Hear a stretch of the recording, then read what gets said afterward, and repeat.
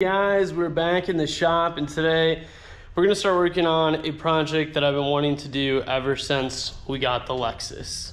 Yes, that's the one. We're finally going to manual swap this thing. So we're not going to do it all in one go. We're still waiting on a few bits and pieces. I think we're just waiting on some ARP hardware right now. Other than that, I think we got mostly everything that we're going to need. So anyhow, as you guys know, 95% of these came as automatic vehicles. Now, they came with the awesome 2JZ engine. Some of them came with the R154A, I believe, which was the 5-speed manual. So this one did not. This one is definitely the automatic, and it has the automatic diff in it still. So we're definitely going to have to change some things.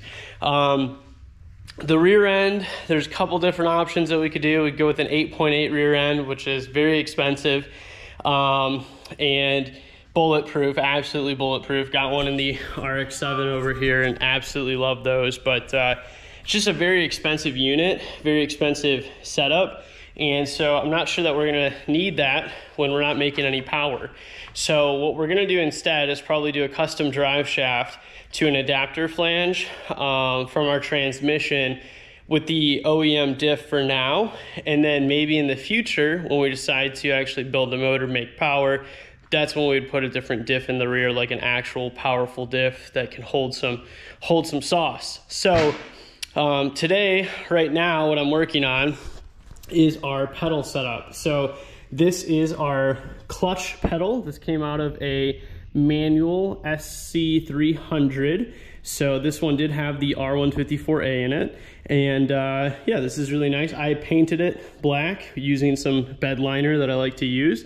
And so I got that one done. And then you also need the brake pedal. Now, I think we probably just could have taken the pedal itself, like just this piece, but I have the whole assembly. So since we have it all, we'll probably swap everything over because I don't see why we would just swap just this since we have this nicely painted. So that's the plan. Have our bag of goodies to put it all back together. I don't know what's going on with the GoPro, guys, but I'm just gonna set it up on the stand because it is acting really funky right now for whatever reason. I know that we've been doing a lot of like dusty things in here, so maybe it's got some dust somewhere in it. I don't really know. So I'm just gonna put you here, and yeah, now I'm gonna talk to you. So we have our manual clutch and our manual pedal for the clutch. So we got that.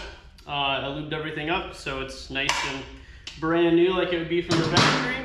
We have our brake pedal and our brake pedal assembly, which I'm going to get ready to go ahead and put together.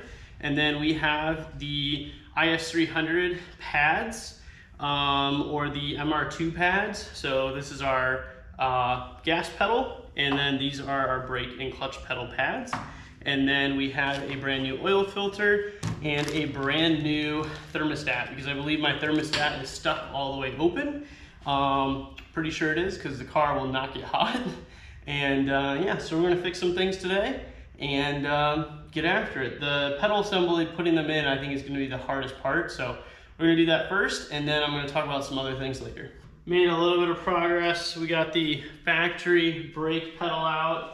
And here is our new brake pedal. So if we line them up back to back, you can see that this guy is about 3 inches too far over. This guy's obviously a lot smaller. Now, we did opt in for these nicer foot pedals, kind of pricey for what they are. They're gonna run you about $100. We got ours a little bit cheaper off of eBay.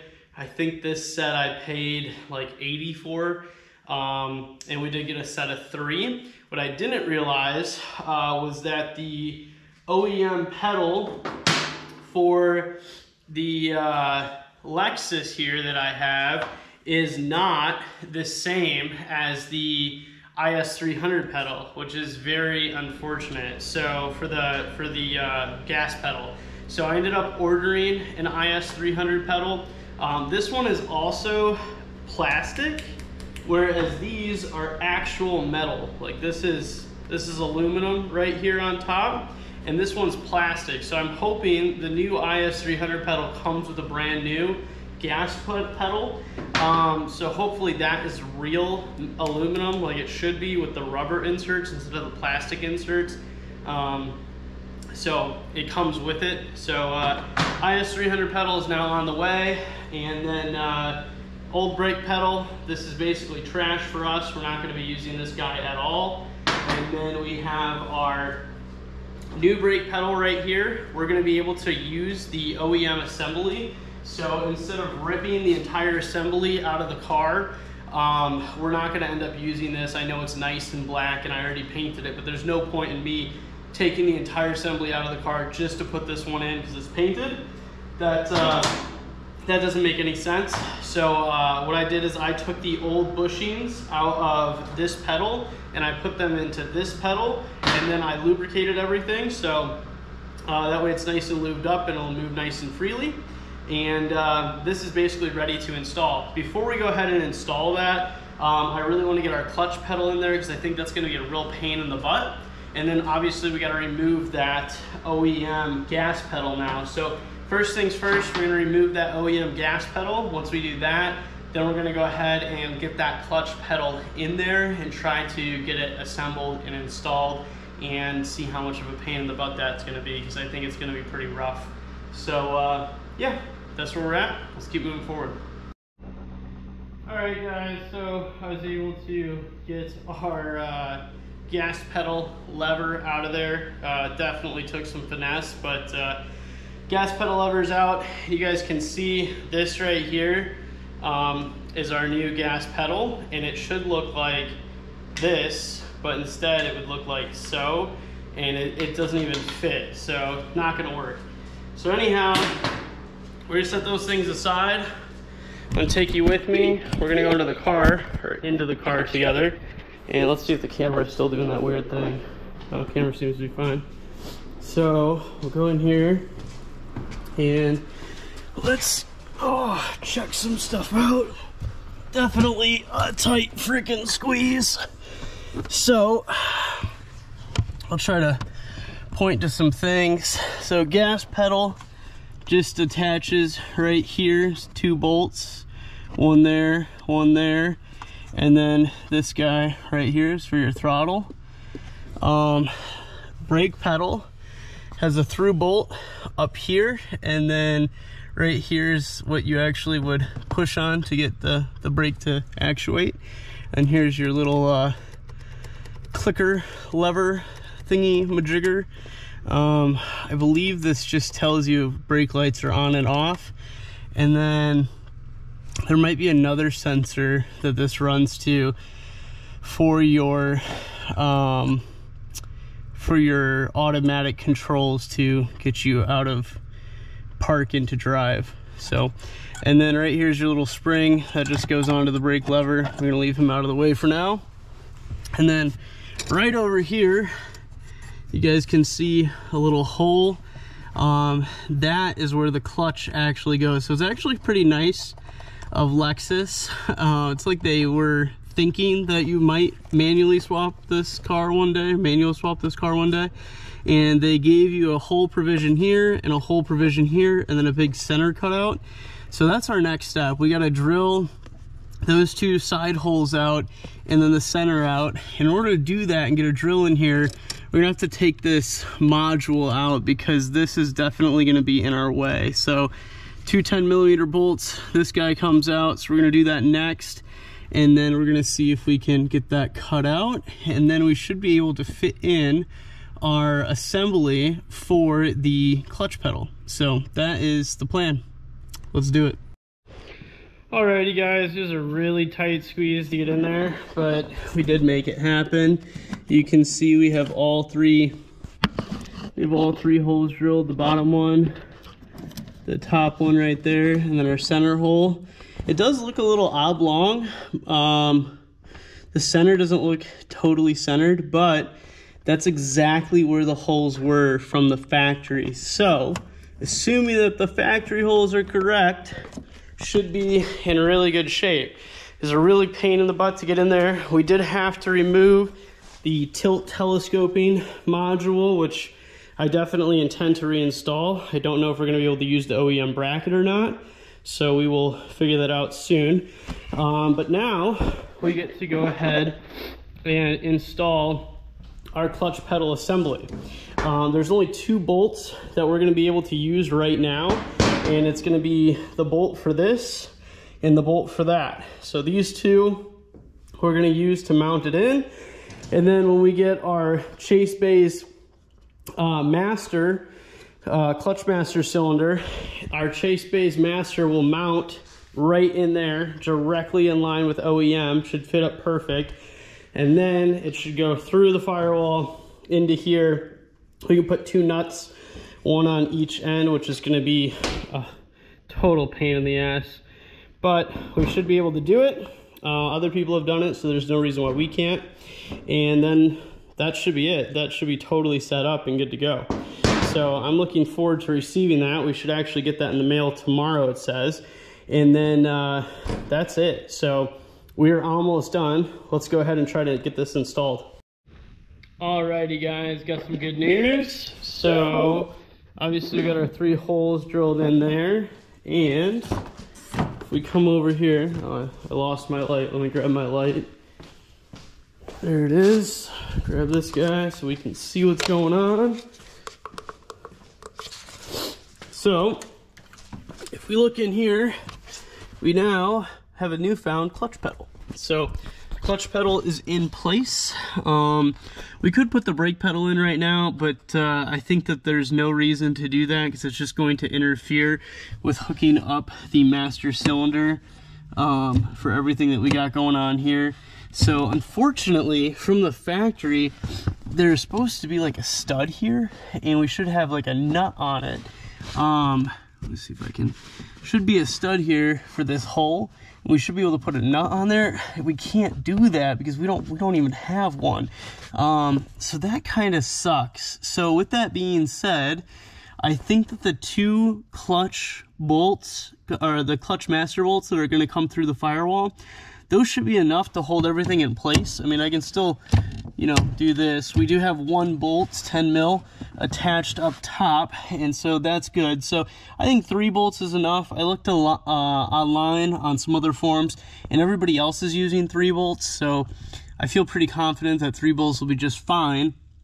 And then we don't have to drill another hole in the firewall. Now, if I feel differently in the future, we can always put a hole through here and put a bolt through there. The problem with doing that right now is if we do it right now and that's ever so slightly misaligned, it's going to make it impossible to get our clutch master where we want it, because right now there's still a little bit of movement from side to side. So I don't want to do that yet.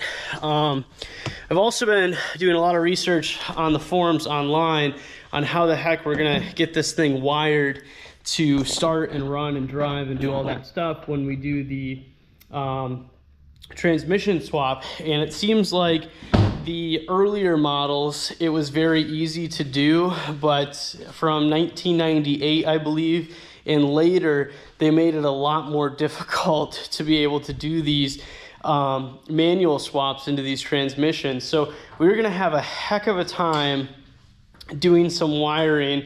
I mean, I'm pretty good at wiring, so I'm sure we're gonna figure it out one way or another. It's just gonna take some time and definitely some finessing with the factory harness, because if we get in here and we check things out, one of the big things that we're gonna have to do is jump that neutral safety switch in order to get the car to start, right?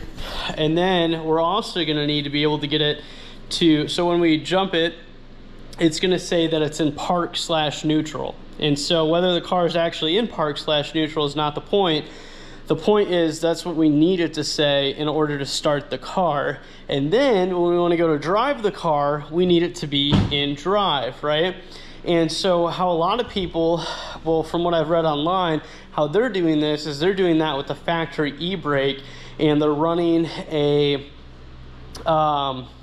relay for the factory e-brake, and the relay is basically saying that when the e-brake is up all the way, engaged, and so it, you know, your rear wheels are locked, that would be park/neutral, okay? and then when you drop the e-brake down, then it would go into drive. So we're gonna have to finesse a relay in order to make that happen. So that's going to be our park/neutral safety switch setup with our e-brake. So when our e-brake is up, can start the car. Once the car is started, we put the e-brake down. Now it's gonna say that it's in drive and we should be able to drive the car around. The reason why that's important is because we want the engine to think properly of what we're doing. If it's in park, we want it to idle up a little bit. We want it to idle down a little bit. And when we put it in drive, we want it to idle up a little bit and ramp up as it normally would.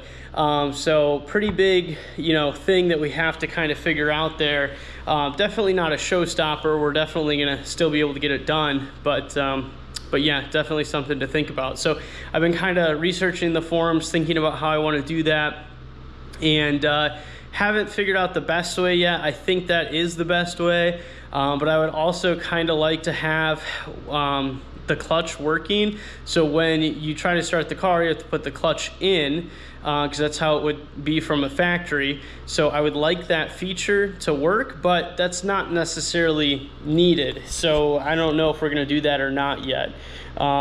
A lot of it's gonna depend on wiring and what we're able to do and what we're able to figure out. So I'm not gonna try to push the limits and try to make everything perfect, but goals for the SWAP are no check engine lights on the dash, all the factory stuff still working. So we want cruise control to work still. We want the rear reverse lights to work still. I plan to add a backup camera, so we want to be able to hook that up and have that plugged in. We want to be able to have our park neutral switch working, and we also want to be able to have our drive switch working. So those are the things that are big and very important. Other than that, we should be able to figure everything else out. So I'm not exactly sure how we're going to do it yet, but I know that we are going to do it. So that's the most important thing. Yeah, so let's keep moving forward. All right, so I have some exciting parts to show you. So this transmission is the one that we've been running in the RX-7 for years. Literally, it's been in the car since 2014, if you can believe it. That is almost 1 decade. So this transmission, 1 decade old from the rebuild. It was rebuilt in 2014. I don't know, yeah, right here. 2014 is when the rebuild was done by a guy out of New York, I believe. Transmissions ran flawless. We've put 610 wheel horsepower on the trans. And I think it was like 580 torque, something like that. So that's roughly 700 foot-pounds through this at the flywheel, and we've had 0 issues. It's just held up beautifully. And we have the S1 Sequential on it too, which is just a really nice unit to have. So we will be putting the S1 Sequential, we're gonna leave it on there, and we're gonna put this trans in that car. Right here is our Granis Racing. It's upside down, so I'll put you guys upside down. Granis Racing bell housing, and this is not the aluminum version. This is the steel one that's SFI rated from QuickTime, so the QuickTime bell housing. Right here we have our T56, TR6060, whatever you want to call it, clutch. This is what's been running in the RX-7 for this past season. Very good condition, no issues at all. Has less than probably 500 miles on it, probably less than 100 miles if I'm being honest. It's only had like 3 events, so worked out awesome. This is the RX T1200, which means that it's good for 1,200 foot-pounds at the flywheel. And then I loved it so much, I decided we want another one. So we got another RXT from McLeod. This is the same RXT 1200. It just doesn't say 1200 on it, but same exact clutch. This is just for a T56 to a 2JZ. So we're going to be able to use this clutch and this flywheel for the 2JZ and this throw-out bearing from McLeod. So our same setup that we had in the RX-7, all we had to do was just swap clutches. And honestly, now that I'm like thinking about it, we could have probably used the same exact clutch and pressure plates and all that. They're all interchangeable. All we would have needed is just the flywheel. But we want to save this because since it's so brand new, we're going to put this into the RX-7 again when it gets its new transmission. So for now, we're going to use this transmission with this clutch in the SC300. Should be a very beefy setup. I do have the old RX-7 FC drive shaft, which I don't think will fit in the SC, but we're gonna measure and find out first before we give it up. If it doesn't work, it doesn't work. If it works, it works, because this one is gonna get a new drive shaft for the 2024 season for racing. So probably go with carbon fiber drive shaft here, and then over here, if our FC drive shaft fits in the SC, then FC is just so common. FC, SC, whatever. So if the drive shaft fits, great. If it doesn't, we'll get like an aluminum one or a steel one made for now. And then if we ever go for more power in the future, we'll put a carbon fiber drive shaft in the SC, and the rear end will also get upgraded as well. But for right now, it's not really necessary to do all that stuff. So yeah, that's pretty much it. Yeah, I'm really not sure what else I want to do right now. There's a few other little projects I have kind of in mind, so I might start on those. But yeah, we're making progress. I'm kind of stuck until we get our clutch master, which should come in tomorrow, hopefully at a reasonable time. So once that comes in, we'll throw that in the car. That'll be done and dusted. Then we can get our brake pedal in. Once our brake pedal's in, we can kind of get the wiring kind of tucked back in there.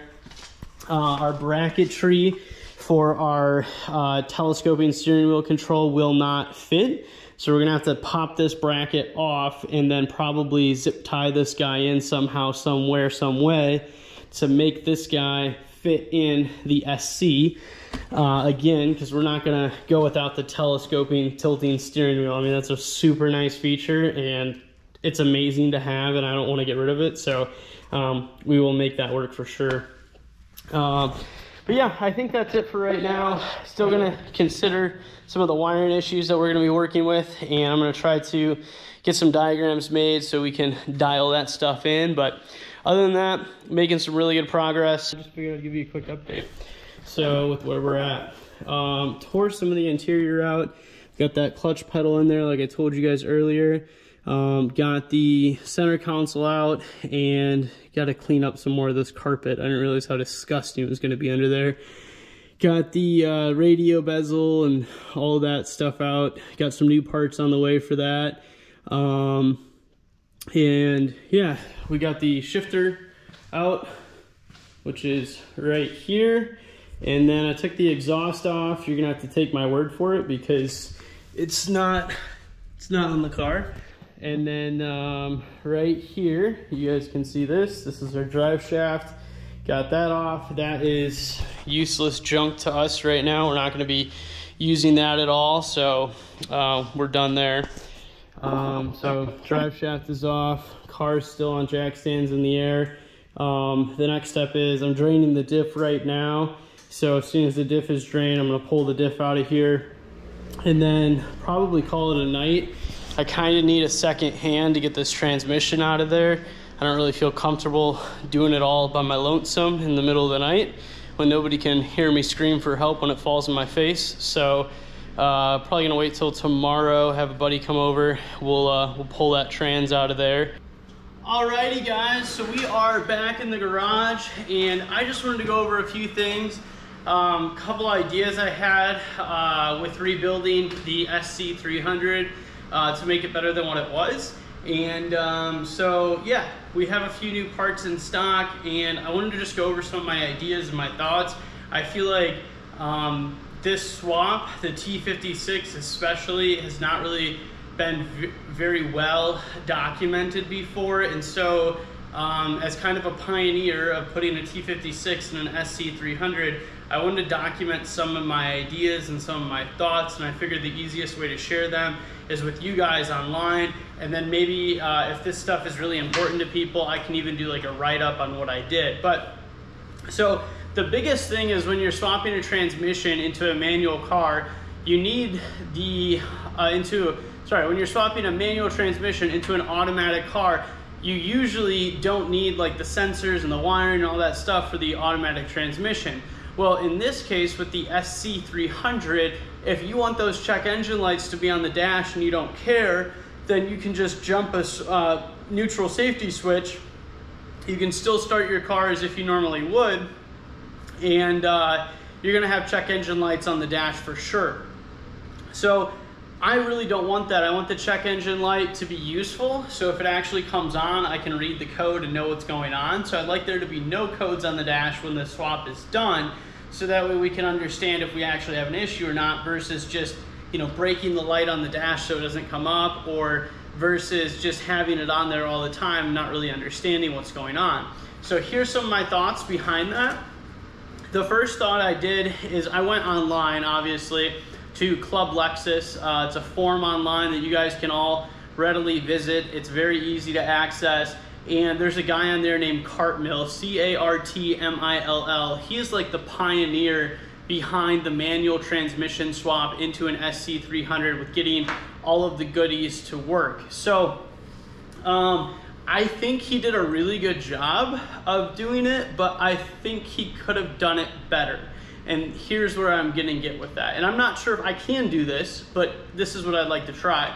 So first things first, inside of your automatic transmission, you have this. This is like a plug.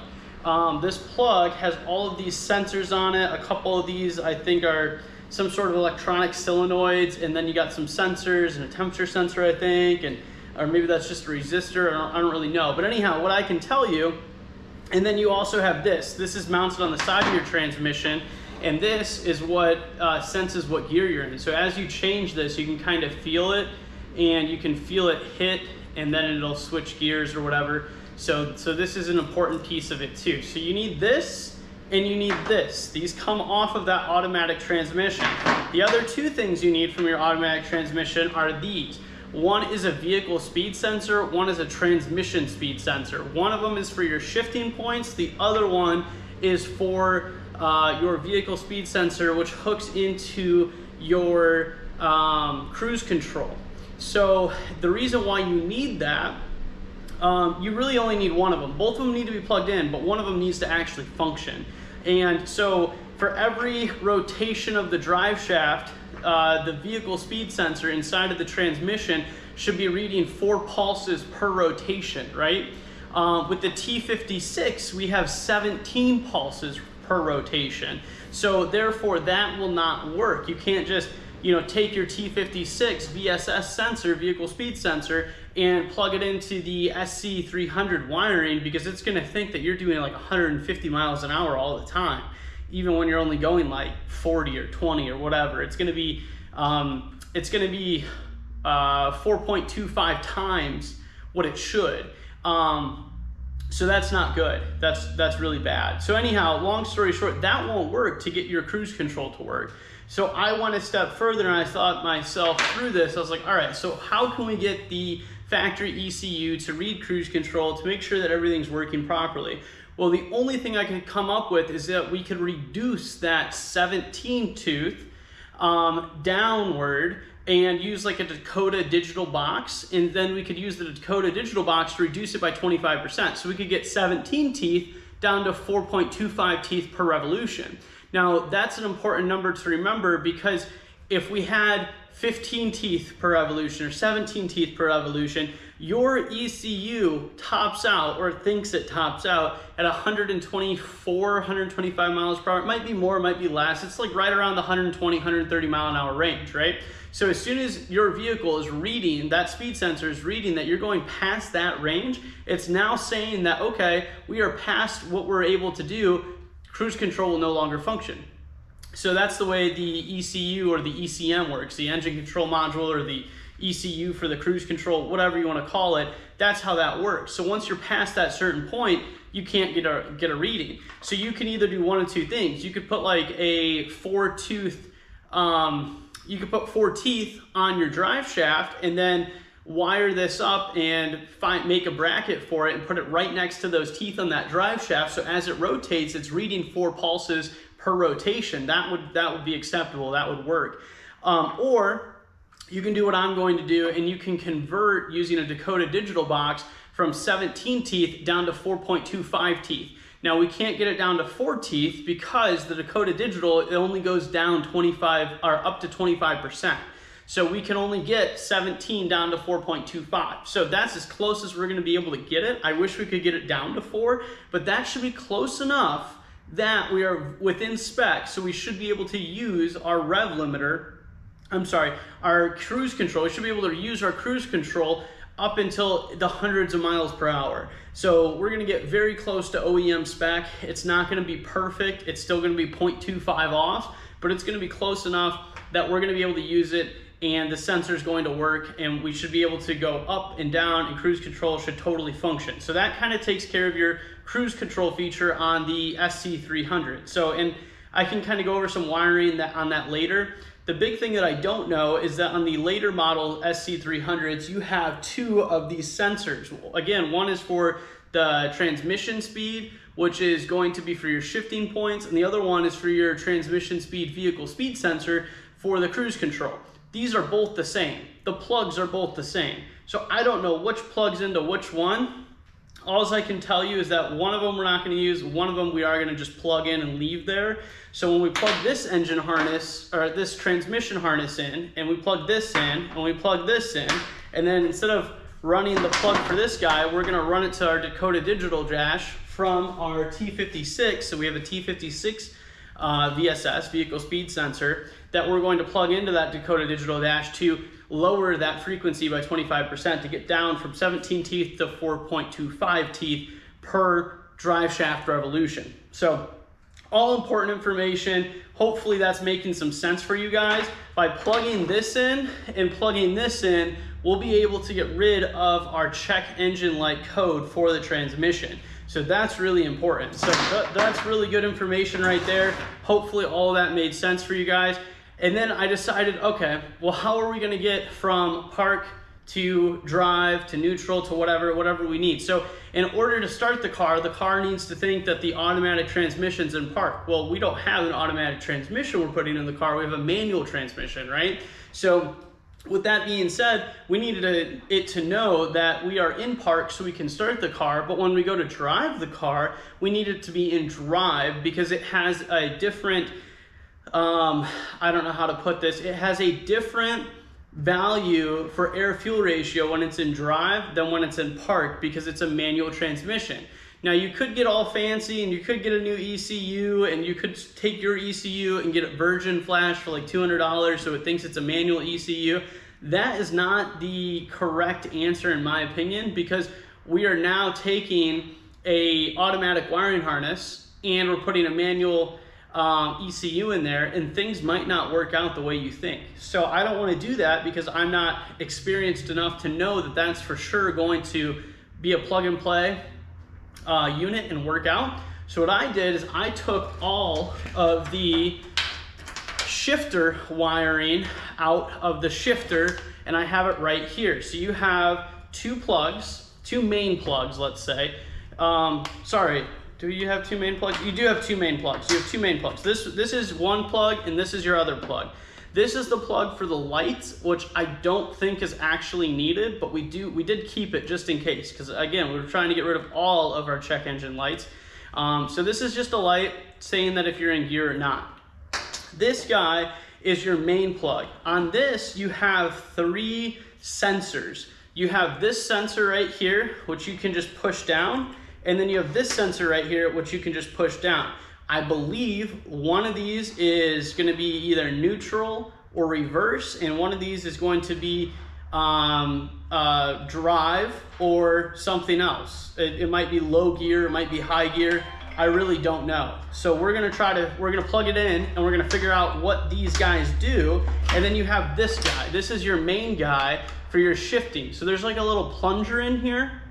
So when you push it forward, it senses. When you pull it out, it might also sense. I don't really know which way it senses. So we have that. I taped it up so we don't lose our plunger. So that way we can try to figure out what does this do and what do these guys do? So that's my solution to figuring out the wiring situation for the automatic to manual swap. We're gonna figure out what this stuff does, and as we press on it, it should give us a reading within the dash to say, hey, we're in park, hey, we're in reverse, hey, we're in neutral, hey, we're in, you know, first gear, low, whatever it might be, it's gonna tell us. So I think that's the most OEM conclusive way to swap in a T56 into an SC300. Now, I haven't verified any of this because all this is still out of the car and it's not back in the car. What I'd like to do is cut a hole inside of the transmission tunnel to run all of this under the dash, because obviously we don't need this just hanging and dangling in the transmission. That doesn't make any sense, especially if we're not gonna be using it. Now, if I can't put a hole underneath the dash and route it underneath the dash, then what we'll end up doing is taping it all up. I have it kind of taped up right now loosely, but we'll tape it up even better and then hang it. I just want to give you guys an update on where we're at with this Lexus project. So picked up some goodies. I'm just gonna kind of go through them real quick for you. So we have WiseFab rear grip kit. Got this on a super good deal, and it came with the hubs, with the ARP hardware, and then I just put my own nuts on. I don't know how you say this, Sikky, S-I-K-K-Y, Sikky, whatever. Sikky manufacturing. These are our solid rear subframe bushings, so we got those. Picked up a brand new, well, new to me, Lexus antenna, because mine's broken, so this one's not broken. Still kind of messed up right here, which is, that's the part we really needed, but whatever. And then here is our subframe bushings. Sorry, not subframe, differential bushings. So I went with solid subframe bushings in the rear, polyurethane, the hardest polyurethane money can buy. So these are, I think, 90 rated. I don't know if it says on here or not. It doesn't, but these are from Strong Flex. Really good quality stuff. People have used them in the past, had no issues with them, so we're gonna be running those too. And the reason why we did that is because we don't want to break our differential. A lot of people break diffs when they go solid everything, and we could have gone solid everything, but I would rather keep my diff alive and use like a poly trans mount, which we are using, and poly diff bushings with solid subframe bushings, so the subframe can't move, but the diff still has like a little bit of play. And when I say a little bit, I really mean a little bit. Nothing like OEM. This is 10 times better than OEM. Got a backup camera, so that's kind of cool. Something we never had before. And then we got a real radio for it, a little touchscreen one, Bluetooth and everything. So that's neat. Been making progress on the SC. Got our chase bays master mounted in there, and then inside of here we got some of our wiring done. I have the transmission wiring all inside of the car now, so it's no longer outside of, or I guess in the engine tunnel. It's all out here, which is super nice. So it's easy to access, or relatively easy to access. It's not perfect, but it's pretty easy to access. We got our T56 mounted with our Sequential S1. You can see if it's pretty well in there. I mean, it's a little bit further to the right. I mean, if we had it to the left, like if we had the shifter on the left side, I think we would have hated it. So I'm glad we have the right side shifter. Otherwise I think it would have been too weird. Right now I think it's like fitting really dang perfect. And the trans is still gonna slide over about a 1/4 inch to the left. So it'll be 1/4 inch to the left, a little bit more. Let's see, back here we have our Dakota digital dash box right there. I'll open up the door so I can actually show you what I'm talking about. This is it. So this is the SGI-100BT. So this is a Bluetooth interface. And this is what we're going to use to control our cruise control. So that's going to be pretty sick. Looking forward to getting that in the car. Got some other wiring bits and pieces and whatnot that I've collected along the way to finish the swap. I do have all my pedals mounted, but there's definitely something wrong here. So let me get some light. So you guys can see all 3 pedals are in there, but that brake, or I'm sorry, that gas pedal is like damn near touching the floor. Now that's an IS300 pedal. Clearly it's not made for this, and I tried to adapt it to make it for this, but yeah, I think we failed, unfortunately. Really, really unhappy with the way that turned out. So gonna have to figure something out. Either I'm gonna have to make my own pedal mount or something, or extend that one out pretty far.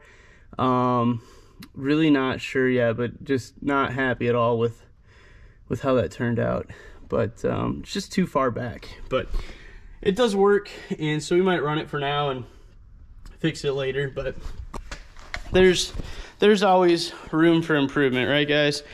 So let me hop on the creeper quick, and show you what we got going on under here. We got our crappy Max Peating rods that still haven't found a replacement for, but we're gonna work on that, get a replacement for them soon. That's kind of what I'm talking about though with the Toyota and Lexus subframes. So like on the Lexus, the bolt is here. On Toyota, the bolt is like here-ish, somewhere around here. So we're gonna have to figure something out to get that extended. Like I was telling you guys, I got some ideas, so we'll make it work. Let's see. Got the diff out, so diff is no longer out in here. We got the drive shaft measurement taken care of, so 42 to 42 and a half inches is what we're gonna be needing. We have our T56 officially mounted, which is sick, super sick. We have our polyurethane bushing here. We have the Grannis, not grannies, but the Grannis cross member, so that's pretty sweet. And then we went with the QuickTime bell housing. So there's the QuickTime bell housing right there from Grannis. And then we went with a McLeod XRT clutch. So should be a super legit setup. Still have to bleed the clutch. I was kind of stupid and forgot that I was running a -4 instead of a -3. Man, it's tight under here. Okay, -4 instead of a -3, so had to order a new banjo bolt so we can get that clutch bled. But I did throw an inspection scope inside of there to make sure our distance between the fingers on the clutch and the slave cylinder, we're good to go. And we do have a gap in there, so that's perfect. Yeah. What else? We got rid of the automatic transmission cooler lines. That was a real pain in the butt, but we did it. So got rid of those. Replaced the thermostat on this thing, changed the oil. Got the old brakes off of the rear. They're just kind of sitting over here for now. Haven't decided if we're going to reuse those yet or not. Really like to not reuse them. And then over here, so this is our 4.27 diff. And then the other day, drove to Wisconsin to pick up this guy, this crusty looking, rusty diff. Still solid, but super crusty looking. So anyhow, picked him up. This is a 3.26 or a 3.27 ratio.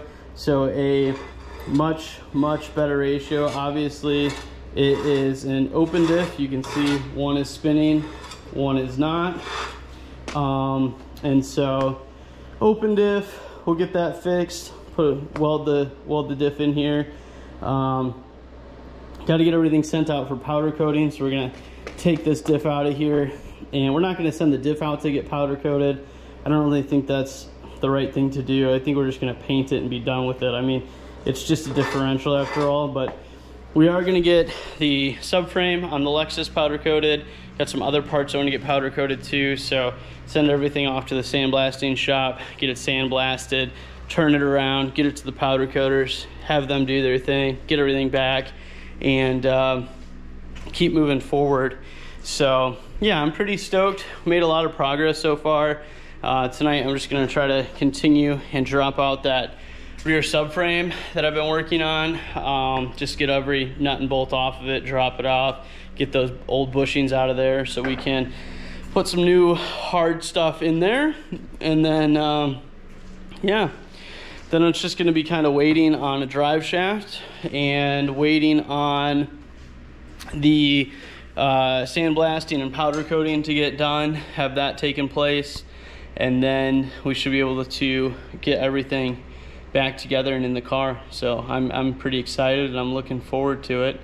Yeah, that's pretty much it right now, guys. So that's the update, and things are moving fast and they're doing good. So no real major hiccups as of yet. I'd say the biggest hiccup is just these lower control arms that we're going to have to extend, which, to be honest with you guys, that's so minor, it's ridiculous. It's gonna be easy. We'll get that done. I'll probably have a machine shop turn some stuff for me, and we'll get it done and in the car. So yeah, other than that, guys, everything else is going real good. I don't have any complaints yet. I'll let you know if I do, and we'll just kind of keep moving forward, keep making progress. So till next time, guys, we'll see you soon. Take care. Peace.